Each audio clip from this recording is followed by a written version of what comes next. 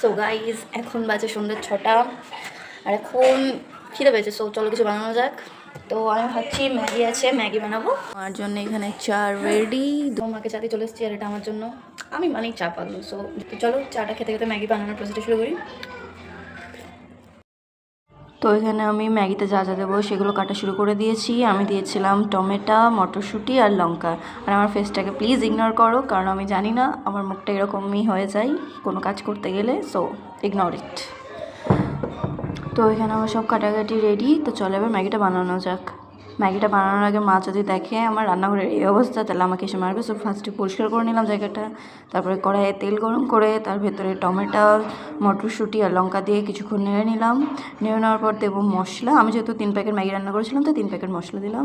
মশলাটা দিয়ে একটু নেড়ে চেড়ে নিজের ইচ্ছে মতো লবণ এবং তারপরে জল দিয়ে ফোটাবো কিছুক্ষণ। জলটা ফুটে গেলে তার ভেতরে ম্যাগি দিয়ে দেবো। ম্যাগিটা দিয়ে সিদ্ধ হওয়ার জন্য রেখে দেবো। দেন তারপরে আমার ম্যাগি রেডি। দেখো দেখতে কত সুন্দর লাগছে। এরপরে ম্যাগিটা দিয়ে দেখি সবার রিয়াকশান কী হয়।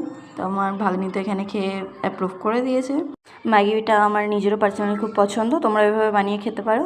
সো আজকের জন্য এইটুকুই। দেখা হচ্ছে পরের ব্লগে। টাটা।